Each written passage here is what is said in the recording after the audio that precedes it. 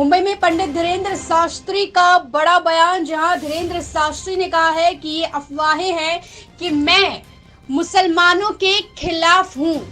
धीरेन्द्र शास्त्री ने कहा है कि हाँ, मैं मुसलमानों के खिलाफ तब हूँ जब 80% में सुरक्षित नहीं है, 80% में जब पत्थर चल रहे हैं, 80% में बहन बेटी लव जिहाद के नाम पर ले जा रहे हैं, 80% में नाम पर जमीनों पर कब्जा कर रहे हैं, 80% में राम मंदिर बनाने के लिए 50 साल लगे, 80% में कृष्ण जन्मभूमि का निर्णय नहीं हुआ।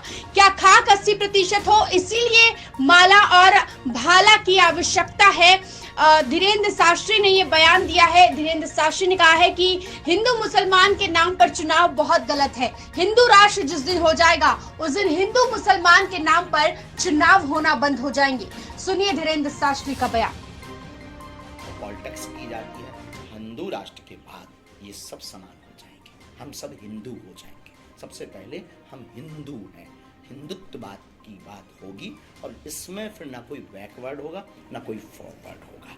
हिंदू राष्ट्र के बाद में ये जो बार बार पंथ और मजहब की लड़ाई छिड़ जाती है, ये नहीं होगी। आप अपने जिनको मानते हो आप मानिए, और ये राष्ट्र सनातन का राष्ट्र है। हिंदुस्तान ही हिंदू राष्ट्र नहीं होगा। हमारे हिंदू राष्ट्र के बाद तीसरी जो बदलाव बहुत प्यारी आएगी, वो तीसरा बदलाव इतना अद्भुत आएगा कि क्या कहना। तीसरा बदलाव ये आएगा कि जितनी भी अभी वर्तमान में जितने भी चुनाव होते हैं भगवान के नाम पर होते हैं, जब हिंदू राष्ट्र की घोषणा हो जाएगी, हिंदू राष्ट्र घोषित हो जाएगा, तो भगवानों के नाम पर चुनाव नहीं होगा, हिंदुओं के नाम पर, मुसलमानों के नाम पर चुनाव नहीं होगा, न हमको देश में लड़ाया जाएगा। बाबा जी, जिस तरह से जो इस्लामिक देश है वहाँ पर दूसरे धर्म के लोगों को सरकारी नौकरियां या सरकारी सुविधाएं नहीं मिलती, तो जब हिंदू राष्ट्र हो जाएगा तो क्या यहाँ हमारे में तो मिलेगी। हमारे में तो मानवता के पुजारी हैं, हम किसी पंथ या मजहब के विरोधी नहीं है। हमारे में तो मुसलमानों, आपको हम क्या बताएं, 500 से 600 परिवार मुसलमान हमारे डिवोटी हैं, हमसे जुड़े हैं, अब वो हमको मानते भी हैं। और कल ही कथा में एक यहाँ के जो सच्चे मुसलमान हैं वो कल कथा में आशीर्वाद लेकर गए।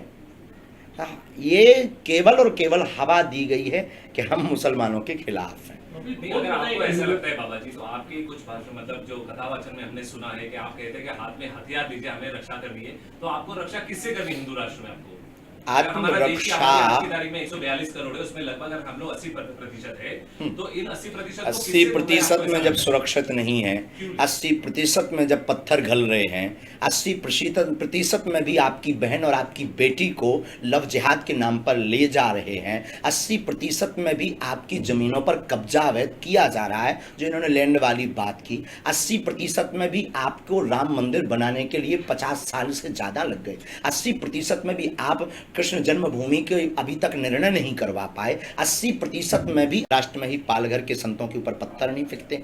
अगर होती तो हम राम की चर्चा करने वाले व्यक्ति को जगह जगह नोटिस नहीं मिलते। अगर यही बात होती तो हमारे खिलाफ